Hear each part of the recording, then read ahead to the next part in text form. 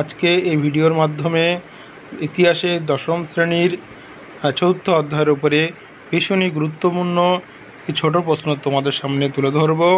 তার আগে বলে রাখি, এর আগে এই অধ্যায়ের উপরে দুটো ভিডিও পোস্ট করা হয়েছে এবং সেখানে বিভিন্ন গুরুত্বপূর্ণ প্রশ্ন দেওয়া হয়েছে।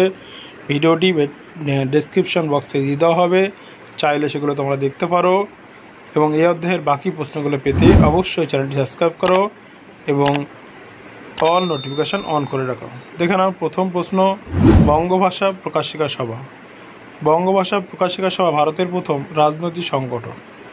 এটি প্রতিষ্ঠিত হয়েছিল 1836 খ্রিস্টাব্দে। এর প্রথম সভাপতি ছিলেন গৌরীশঙ্কর তর্কবাগীশ। এর প্রথম সম্পাদক ছিল পণ্ডিত দুর্গাপ্রসাদ তর্ক পঞ্চানন। যোগেশচন্দ্র বাগল এর মতে এটাই ছিল বাংলা তথা ভারতের প্রথম রাজনৈতিক প্রতিষ্ঠান। এর উদ্দেশ্যগুলি দেখে নাও, বাংলা ভাষা ও সাহিত্যের অনুশীলন করা এবং তার স্বার্থ বজায় রাখা। দ্বিতীয় দেখে নাও, দেশের পক্ষে হিতকর বিষয়গুলিকে নিয়ে আলাপ আলোচনা ও বিচার বিশ্লেষণ করা। এছাড়াও আরেকটি উদ্দেশ্য দেখে নাও, সরকারের নীতি ও কাজকর্মের সমালোচনা করা। এরপরে দেখে নাও, জমিদার সভা বা land holders society. Land holder society নামটি দিয়েছেন সবার প্রধান উদ্যোক্তা দ্বারকানাথ ঠাকুর। এটি প্রতিষ্ঠিত হয়েছিল 1838 খ্রিস্টাব্দে। এর প্রতিষ্ঠাতাগণ ছিলেন রাজা রাধাকান্ত দেব, দ্বারকানাথ ঠাকুর ও প্রসন্ন কুমার ঠাকুর প্রমুখ।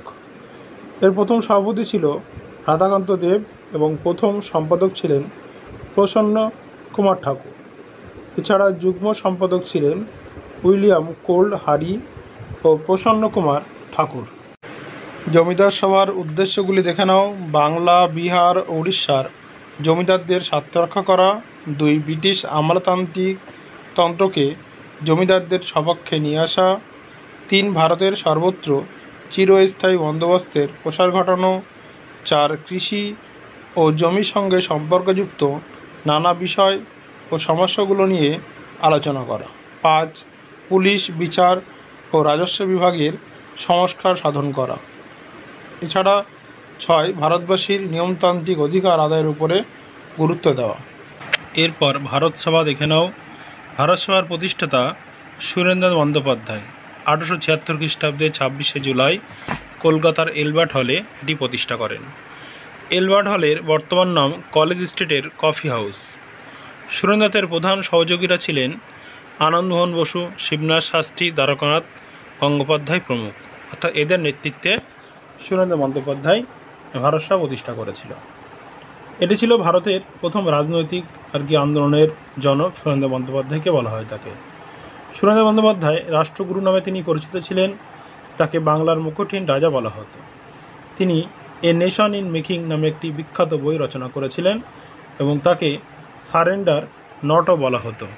এরপরে দেখে নাও, ভারত সভার প্রথম সভাপতি ছিলেন রেভারেন্ড কৃষ্ণমোহন বন্দ্যোপাধ্যায়। এটি কিন্তু পরীক্ষা অনেকবার এসছে।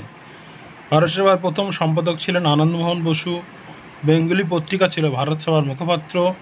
বেঙ্গলি পত্রিকায় প্রথম জাতীয় কংগ্রেস যে শব্দটি, সেটি দুটি শব্দ দুটি ব্যবহার করা হয়েছিল। উদ্দেশ্য ছিল দেশে শক্তিশালী জনমত গঠন করা। 2. ভারতের বিভিন্ন জাতি মতাবলম্বী গোষ্ঠীগুলোকে রাজনৈতিকভাবে ঐক্যবদ্ধ করা। 3. হিন্দু ও মুসলিমদের মধ্যে ঐক্যবদ্ধ বোধ গঠন করা।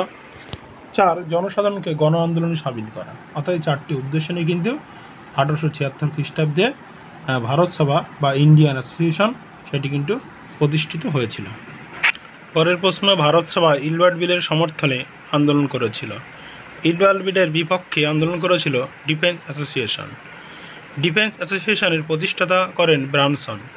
ভারত সভা দেশীয় ভাষায় সংবাদপত্র আইন ও অস্ত্র আইনের বিরোধিতা করেছিল।